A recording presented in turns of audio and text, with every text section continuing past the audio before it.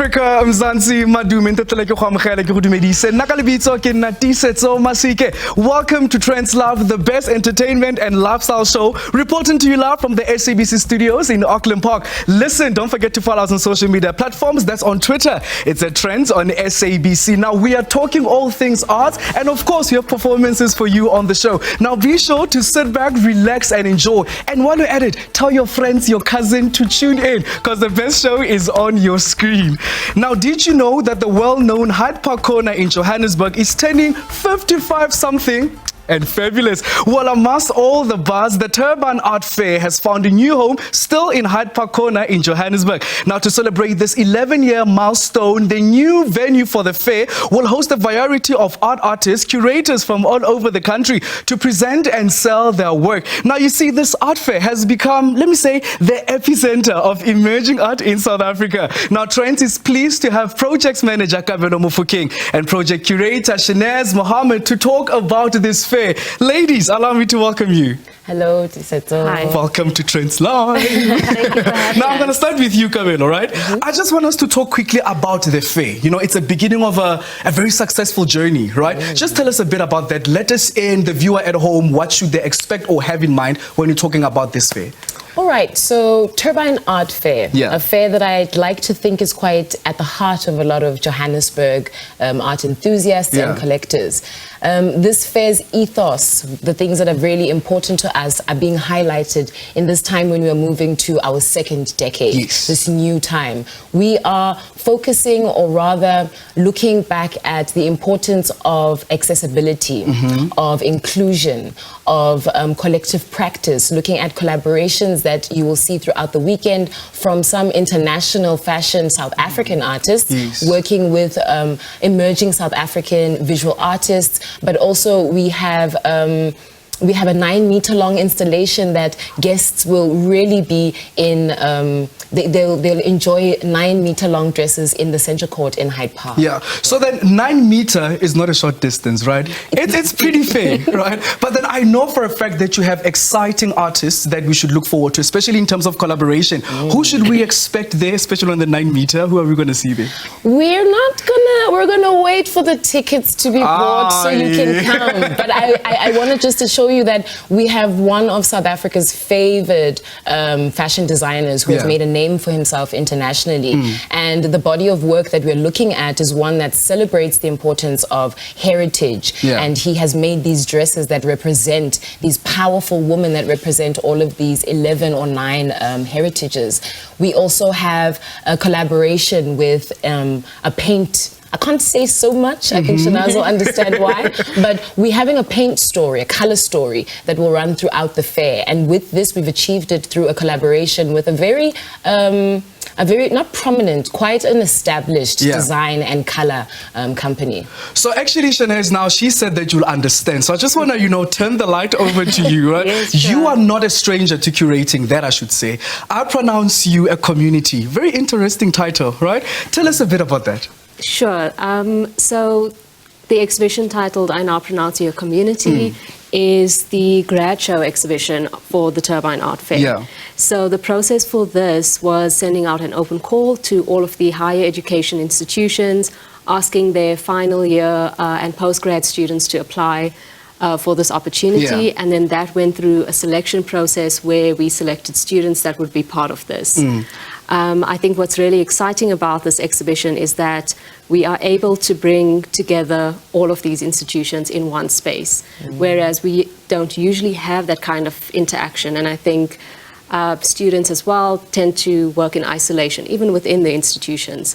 So to be able to create this connection between them and engagement is something so exciting for this exhibition itself. And to just see what various students from across South Africa can produce. So you're talking about exhibition being an exciting thing, but then excitement for you became a literal thing. PhD in culture and media, right? What is the plan, or what are you planning to pursue with this whole journey? So I think that's what's so exciting about the arts, is how diverse it is, and in terms of like career paths and things that you can do. So shifting to a PhD in digital culture and media is really just getting into the idea of where we're going towards the future. What does the digital have to provide for the arts? What role does it play in the arts as well? And in media and in culture as well. So I think that's really exciting, just in terms of now developing hybrid curatorial strategies, especially since COVID-19 and how moving to a virtual space, to an online space, impacted our practice. So I think that's what I'm most excited about exploring. So, Kabelo, back to you. She mentions this being a digital space that even can accommodate families, and I'm talking also kids, you know, the little ones just running around there. So it now says to the viewer at home that, listen, come as the entire family, no one must be left behind, right? But then what do the little ones rather should expect when they get to the art fair? The little ones are in for quite a treat. We are trying to instill the importance of repurposing and reusing materials. So we have a fantastic organization based in Brixton that will be teaching kids how to repurpose by making these really beautiful garments that they will be able to take home and show their parents. We also are allowing children to expand, or rather engage with art with their hands. So we will have them making pottery, cups and pots.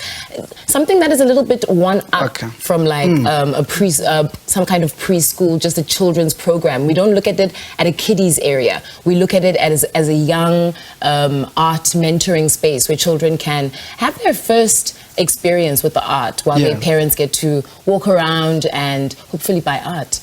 So then you're talking about experience as well. And I'm taking all these questions from the perfect responses that I'm getting, right? But then I just want us, maybe if I can give you, Shanez, right? You are taking two worlds and you're putting them all together. I'm talking fashion and art. How did you manage to bring the both of the world together? I think it was a very collaborative process, and there was a lot of discussion that went into this, and a planning in terms of, you know, who are the gallerists, who are the designers, who's the fashion people as well. So I think that was more or less the process of how it came about or together. But what is great about the space is that there's no kind of intimidation between the different creative practices. It's almost like serving as a collective and working together within the space, which is so exciting, and like working off each other's energy, being inspired by each other, just walking through the space thinking, you know, you could change something like this because of what you've seen someone in fashion do, or someone in a design space or something has done. So I think just inspiring each other in one space is how we came together. So just in closing, individually, just shortly, right? I'll start with you, Kabelo, then you, Shanez. Why is this an ideal curation space? Ooh. I think this is an ideal curation space, or a space that can really benefit young aspiring curators, because Turbine Art Fair champions the emerging artist, the emerging collector, the emerging art enthusiast. It is a safe space where you don't feel bombarded by art jargon, by intellectualizing of things. It's very easy. It allows for the viewer to see themselves, find themselves. Like, we are boldly adding fashion this year. So we are hoping that there'll be more textile-based artists who will find a home in Turbine Art Fair. All right. And then just shortly from you. I agree. I think that is, it's a very family-friendly space. It's not intimidating at all. What's also great is that you get to meet the artists and curators in person as a visitor, to be able to discuss with them, engage with them, talk to them on a level that's personal, and it's really like welcoming and inviting. So I think anyone could enjoy the space. There's something for everyone as well. And I think just the accessibility, the where it's located this year is also so exciting, that I think we're going to see a diverse range of people, of groups, creatives come together. Definitely. South Africa, Mzansi, you've heard it yourself. Art is being made fun again and allows me and you to have a space, you know what, to just go be crazy and be artists that we are. But then for now, ladies, allow me to wish you all the best. I will see you there. I'm saying that now. And please have the best of art in your journey. Thank you so much. Thank you. And then just like that, please allow me. We know when I go to a cricket break, we just had fun with the ladies. It was quite nice, right? And quite informative. Remember, get us on social media platforms. That's on Twitter. It's at Trendz on SABC. Don't forget to hit the follow button so that you never miss a beat. We'll be right back.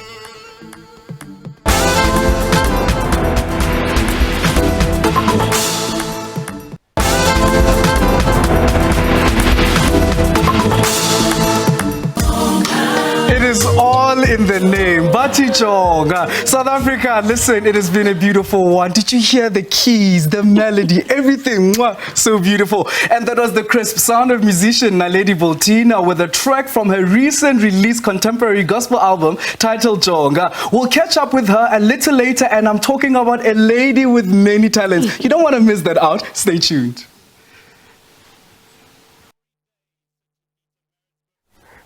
Now, the love for chasing sunsets is growing on us, especially after returning from the electric debut of the Corona Sunset Festival World Tour in Cape Town that happened right here in Mzansi. That was earlier this year in April. Now, we traveled all the way 12,000 kilometers to the coastal city of Okinawa in Japan to experience the Sunset Festival as it continues to tour and follow more sunsets globally. Now, our producer, Slepa Maifadi, listen here, went all the way to Japan, Papa, all the way, just to experience this whole sunset. Let's have a look. 14 countries across the world are partaking in this world tour that is celebrating the most picturesque sunsets. We are in Tokyo for the Corona Sunsets Festival World Tour, which kicked off in Cape Town in South Africa in April, and since then has toured the world. And right now we are very lucky to be in Okinawa, which is a island off Japan, and it's incredible. We're here with about 45,000 other people on the beach. Beautiful 2 stages. We've got some amazing live music happening behind us. Everybody drinking Corona cocktails, enjoying, relaxing, getting into the vibe. It's a beautiful moment. It's been absolutely amazing. I think our concept has been follow the sunset. So following the sunset from Cape Town to Japan. I mean, they're on the beach, which we don't get to experience in South Africa, so they get to have their festival on the beach. The location is beautiful. They're near the water, just like us. There's lots of activities around sustainability. They also have like lots of upcycling, a lot of relaxing things that you can do. So it's been absolutely phenomenal just to experience an event that we've been doing for so long in a totally different country, and just seeing how the Japanese people celebrate sunsets. So you know that this specific festival is going around the world, and it kicked off in South Africa, in Cape Town, and then now it's out here. What do you think of the vibes and you know what the festival actually stands for? Wow, I mean, honestly, the vibe is actually so cool. I did not expect this at all when I come here. Like, yeah, and I think it's just to bring everyone together. Yeah, especially with Corona, so yeah. No, absolutely. Like, we were not expecting any of this. It was our first time coming out, and it absolutely exceeded expectations. It's great. The mission is to bring everyone closer to enjoying the perfect sunset moments through music, great food, and fun activities. After producing the show for so many years, it's so beautiful to see all the different markets coming together, and I think with the Sunsets Festival, it's such a unique brand and property that talks to everybody around the world, that putting a show together takes a lot of time, a lot of patience, a lot of good people all sharing the same mindset to put it together. So from a planning perspective, it takes a good 6 months to a year to put a show together. But once all the markets get together and they share all this great information, it creates something magical. The impact of the COVID-19 put a hold on this celebration in Japan, but after almost 5 years, this event has made a return in the best way possible. This year it was kind of different because it's a global world tour, right?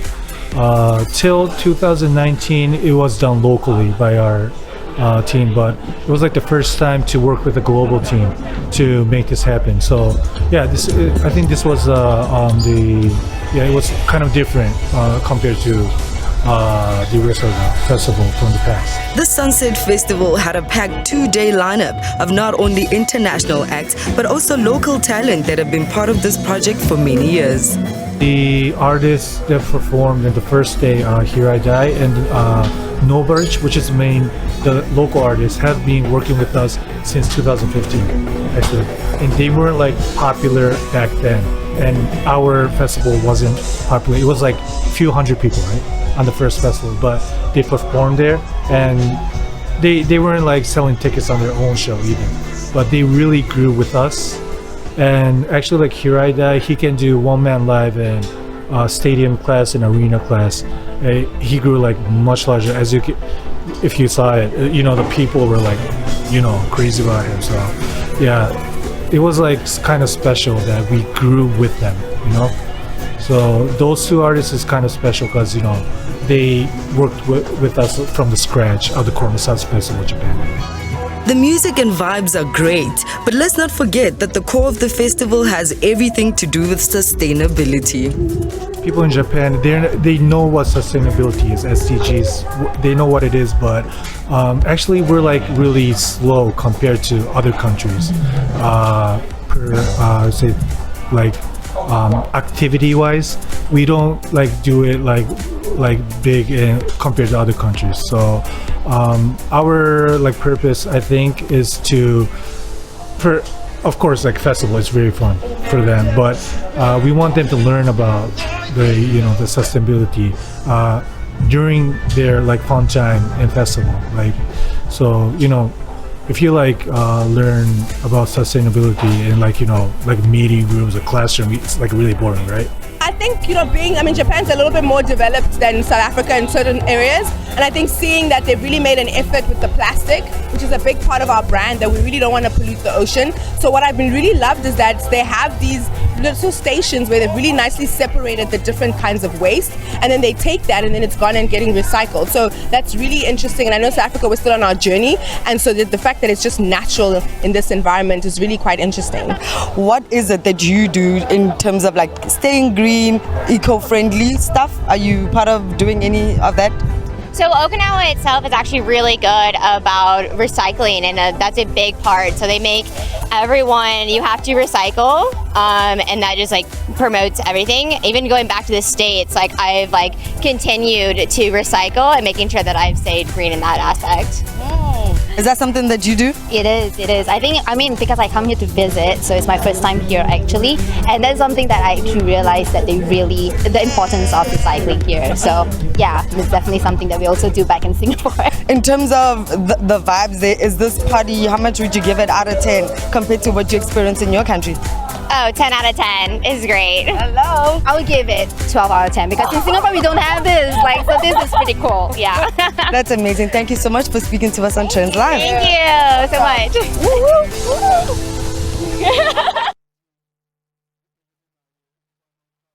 And talk about bringing new sound to the gospel industry. We're living the traditional way and we're bringing a bit of tsa, as the young people say. Now, you recognize her as someone who starred on several TV soapies, and now she's living up to her name, which means star ka Setswana. Now, the talented young singer, actress, and presenter, talk about talent right there, has embarked on a totally new journey. Now, Naledi has released a new smash hit, and I'm talking about a new contemporary gospel album. Now, she joins us here on Trendz to discuss what she has been up to, because listen, talent, man, she's just busy all around. Now, lady, welcome to Trendz Live. Thank you so much for having me. Thank you so much for joining me. Now, you are a lady of many talents. You wear many hats, I tell you. I'm talking on screen and off screen, right? Yeah. What have you been up to? Hey, lately, ndiyathunga nothunga. I've been up to a lot. God has just been doing incredible things in my life. Interestingly enough, I started a series, on a social media platform. Yeah. And then it went viral, and then I was able to get the attention of the right people. And recently they invited me to come and shoot with them. So there's a series I'm actually going to be on for an entire season. Yeah. I'm so excited. I'm looking forward to that. And then, of course, Uchonga has kept me very busy. Yeah. And then talk about Ukchonga. God is really chonging you because you are winning. So, Jen, I just want us to talk quickly here about how you have sort of went from music and then now playing again with the TV screen, from the script. How do you manage to balance both the worlds? If I'm being honest with you, these are the days that I prayed for. Yeah. So when it comes to balancing, I literally try to put everything together. Yeah. For instance, with the music, when I'm performing, I'm able to bring my friends, bring my family, bring my partner. So so in that, in that way, I'm able to at least balance it. And then when I'm on set, when I'm on set, I'm on set. Music is not new to you. No. This is not a new foreign thing to No. you, right? Tell us a bit about the journey. Wow. I started off in school. I remember at the age of 13, I was told that I would be winning souls, for the glory of God. Yeah. And I was like, no, there's no way, that's not cool. I'm too young for that, I got older and I still was like, there's no way I'm going to sing gospel. It's too much responsibility. Jeez. And so much of what you do in the industry, it's scrutinized. I was like, no ways, I can't, I'm not good enough. And by God's grace, during the time I was locked down in Nigeria, and I spent a lot of time, by myself. And that's when every time I went to studio, it was one gospel song after the other. So literally, God was saying to me, it's okay, come as you are. No one in the Bible was ever perfect. I never used the perfect person, for my missionary and what I want to do. You being a Christian, I know that we turn over the Bible pages too much, right? Yes. And then you've turned over a new leaf. You've escaped from secular and now you're tapping into contemporary, right? The album Jonga, Making Beautiful Waves, I should mention. Just tell us a bit about the inspiration behind the whole album. Ujonga, especially the whole album is titled Ujonga, and it's literally a story of my life. At some point in my life, I felt like God had abandoned me, things were happening around me for other people, and I'm like, God, like I've been trying, I've been doing this. And God reminded me that initially when you wanted to be famous, it was for all the wrong reasons, because I was trying to fill a void, I have a father who was not in the picture, I was raised by an amazing stepfather, but that void, feeling like you were, rejected, left, and so on and so forth. So all my life, I was like, I want to be famous so that my biological dad will regret, not being a part of my life. Yeah. And God said to me, you're doing it for all the wrong reasons. And in that, journey, I was able to find a father in heaven who said to me, Abba, Father, I am your father. So then you are mentioning about fame having wrong reasons and the right reasons and the purpose of the whole journey. But then you releasing a gospel album, I believe it always has an aim, Amen. You can either want to impact a depressed individual, someone willing to hear from God, or maybe looking for a miracle. You writing that album and recording it, what was the sole purpose and the aim of Jonga?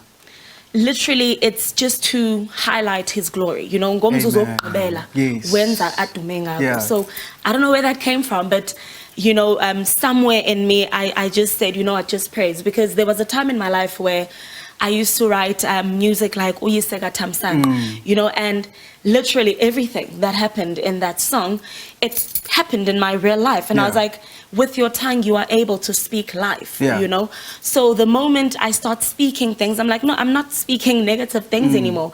I'm not speaking about, possible endings of relationships or whatever, sad things. I decided to write music that is uplifting, music that is inspiring, and music that speaks life. So I just want us to show off a bit about the collaborations that you have. Exciting that I should mention as well. Just tell us a bit about the collaborations that the listener should expect from your album.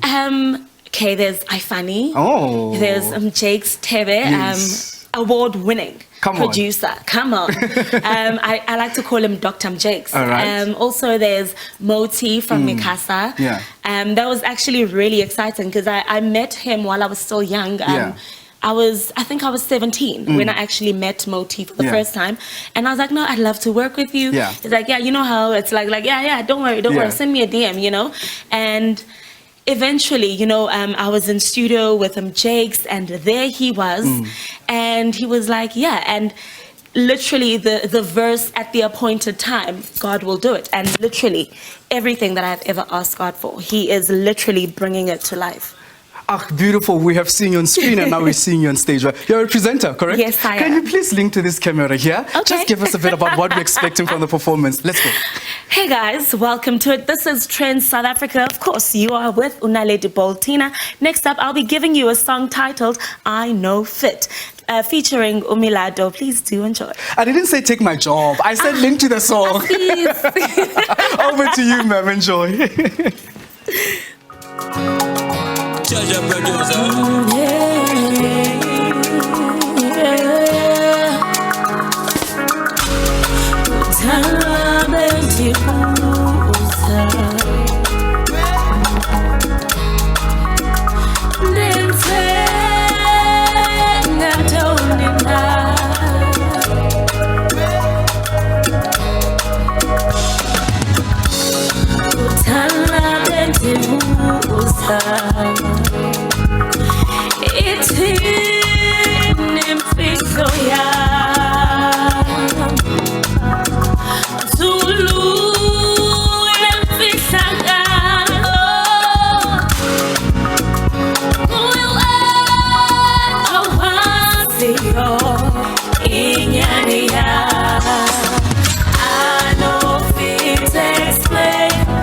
Joy I feel inside of me, I know fit explain, no.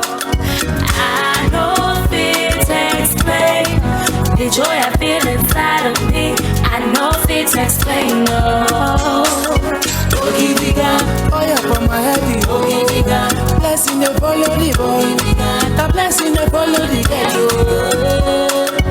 Ogidiga, fire from my head, Ogidiga. Blessing the follow the boy, the blessing the follow the ghetto. Waiting we never see, now waiting we never hear. Them go try to bring you down when they see you making moves. God no go shame us again. Every day na cash out, cash out. Every day na cash out, cash out. Sizo pumele, no money got food. Tina sizo no. Sizo pumele, no money got food. Tina sizo no. I know fit explain the joy I feel inside of me. I know fit explain, no. I know fit explain the joy I feel inside of me. I know fit explain, no. Ogidiga, oil for my head, Ogidiga. Blessing the follow the boy, the blessing the follow the ghetto. Ogidiga, oil for my head, Ogidiga. Blessing the follow the boy, the blessing the follow the ghetto.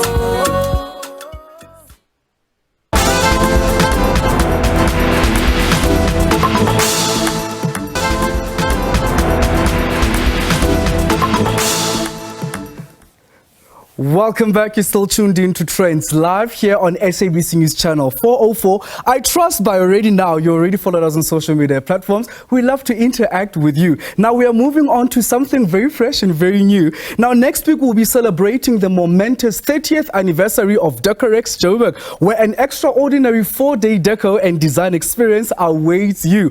All 4 levels of the Sandton Convention Center will be bursting with energy, hosting over 400 brands.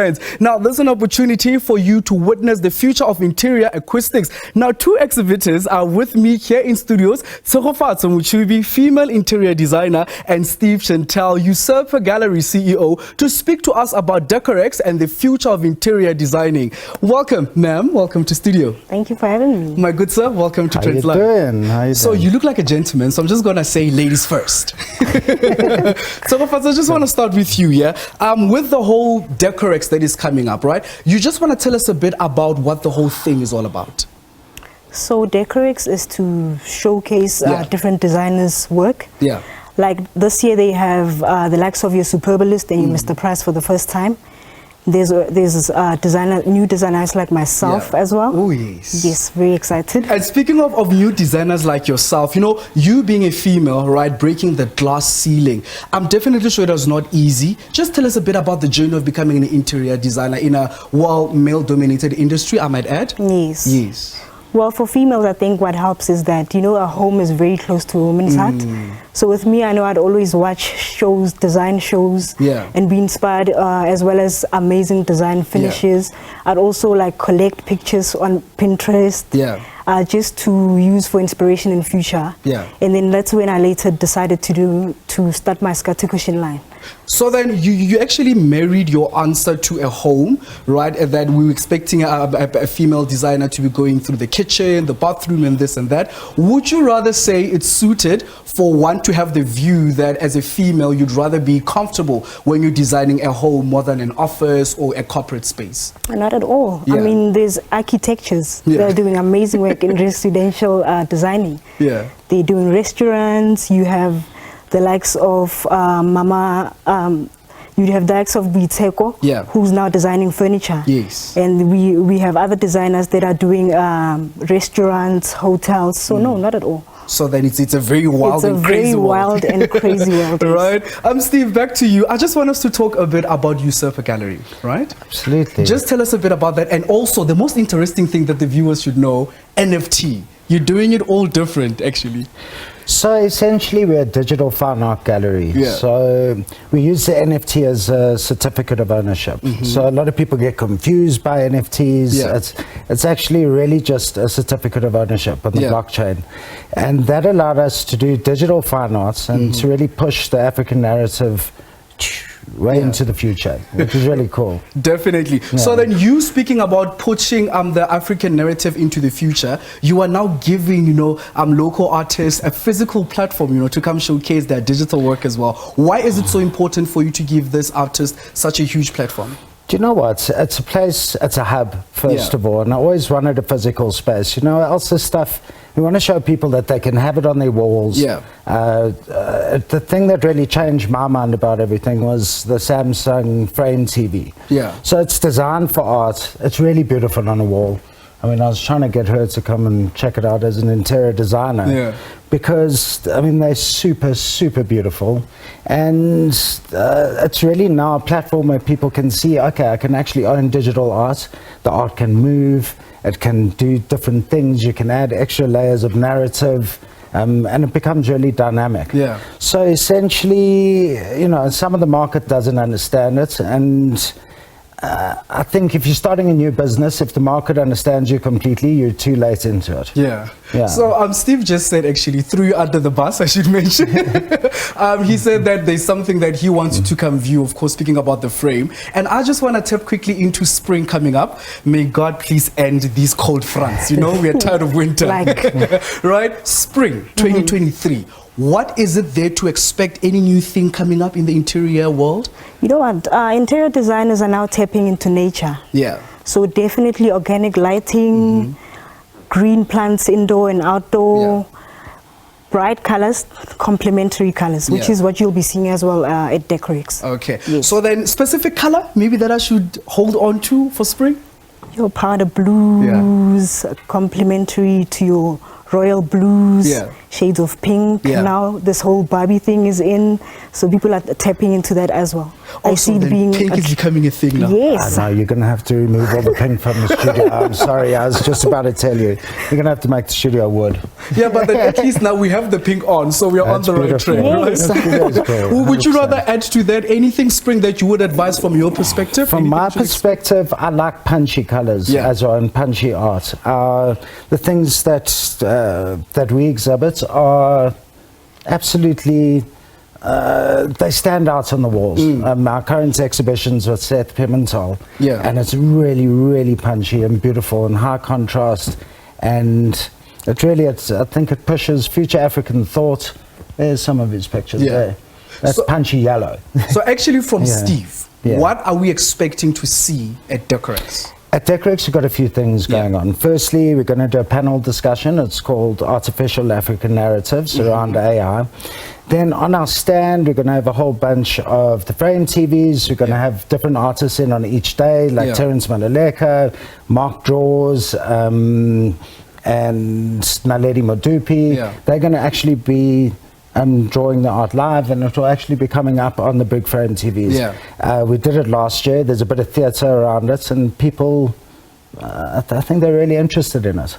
Kids also get a chance to draw on the pads. Oh, nice. So it's also for the family. Yeah, the little ones can run around and just have fun with art. Right? So you're going to be discovering new artists at a very early stage. Sign them up cheap, you know. And then from you quickly, Fatso Interior, beautiful one, right? Which is also quality orientated, and you're combining fashion and art, and you're putting all these two things together. Just tell us a bit about what we should expect from Fatso Interior. New embroidered scatter cushions that I haven't been seen, as well as the ones that we have on our Instagram page, on our social media pages. So you actually gave us an exclusive now. Yes. Right? So Trendz, you've heard it yourself. We have an exclusive. Where do we guys get to follow you individually? I'll start with you, Steve. Where do we follow you? How do we get to see you on the socials? You know, get up with the speed of where the mind of Steve Absolutely. is. So usurper.africa is our Instagram handle, as well as our website, www. Check it out. We've got quite an active social media site. It's growing, and I think people are starting to talk about us quite a lot. Beautiful. I mean, we opened in May, our first exhibition. It's obviously been in incubation for about 1.5 years. And I think next exhibition is going to be on the moon. No, beautiful. For me, Fatso, quickly, where do we get you on the socials? So on Instagram, we are Fatso_interiors. Facebook, we are Fatso Interiors, as well as Twitter. Definitely. You have heard it yourself. If you don't have plans for this coming time, definitely go check them out. Now we're going to go for a cricket break. When we come back, we're bringing you more of Trendz Live. Stay tuned.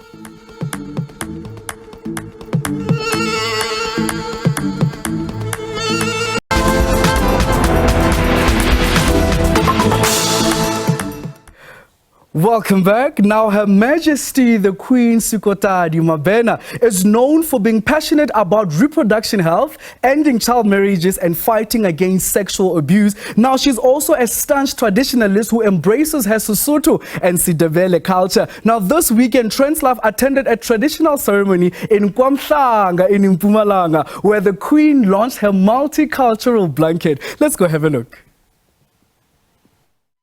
It is not your usual fashion show where models strut down the catwalk. This fashion showcase is one of its kind. It is a fusion of two cultures, Sesotho and IsiNdebele. Basotho princess hailing from Lesotho royal house, now queen of the Ndebele kingdom, designed and launched this blanket that incorporates both cultures, and the launch was nothing short of entertainment. Did you know that blankets have a significant meaning in both cultures? So if you see on the blanket, there's a crocodile, there's a Basotho hat, there's the corn, and there's the shield. So each of those images reflect who I am. As you know, in Lesotho, it's a monarch, so the king is basically the head of state.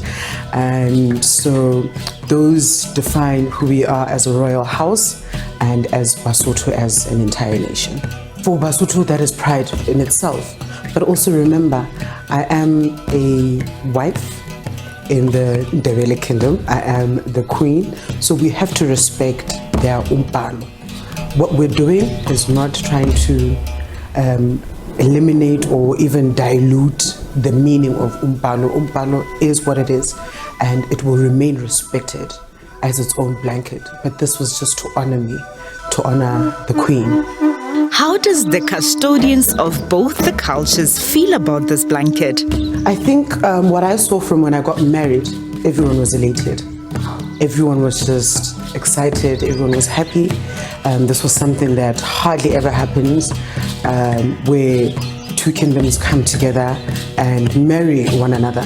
So for us, it is building and just strengthening the relationship of Basotho within Ndebele, because we do have a couple of, there's a little group of Ndebeles in Lesotho, actually. So it's not like we don't know about them, they've been there. I just then came, and here we are, combining them and putting them together. You know, I believe in unity, I believe in cohesion, I believe in embracing each other in our different cultures and traditions, because at the end of the day, we are children of the same soil. Having had so many years, Ndebele didn't have a queen, and I think we're just happy that I am here. So this is really to honor, and I think with what His Majesty said, if you heard him, that every queen deserves to have their own significant blanket, which will then be archived so that with history, even for years to come, the future generations, learn and know about how IsiNdebele and their queens, the kings and the queens, were living and coinciding, and how the different cultures come together. So this blanket, I think 100 years down the line, will be of utmost significance in history. IsiNdebele are renowned across the globe for their bright colors and decorative arts.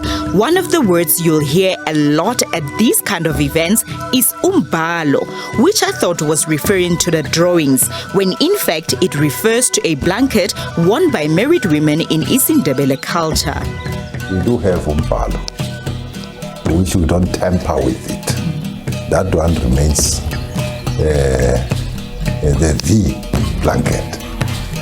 But from there we have, for instance, you see, umbhalo is a heavy blanket, and our young makotis, they will tell you that we can't wear this thing. It's too heavy, it's too hot. But at the end, we will think that our makotis, they disrespect our culture. Otherwise, we come with an alternative. As much as we don't tamper with the original one. You say, no, it's fine, here is the lighter one. Then the culture does not disappear. It will be there for many years to come. Asked how they feel about the combination of the two cultures in a form of a blanket, these attendees had this to say. That's quite an interesting question, because I'm also a combination of two cultures. My mother is Ndebele and my dad is Zulu Swati. So there's just a whole lot of South African happening, and the jubilation of just being a mixed culture South African right now is just, I'm overwhelmed and over the top around that, yes. You know, this just shows how united we are as Africans, and we've been united for the longest of time, and marriage has been one that actually united nations, you know, and this just gives me a huge pride to be an African. The Ndebele colors are beautiful, they're bright, and they allow you to mix and match with any other colors. So that's what I did. I chose white because it makes the colors pop even more. I think it only strengthens it, if anything, because I mean, through their marriage, they've merged together, and all we're doing is just a symbol of nurturing and celebrating their love. So I think this is a beautiful story, and all nations can learn from this. Hi, South Africa. This is Selo Makeka and the wife, Pel Makeka, and you are watching Trendz live on SABC News Channel 404.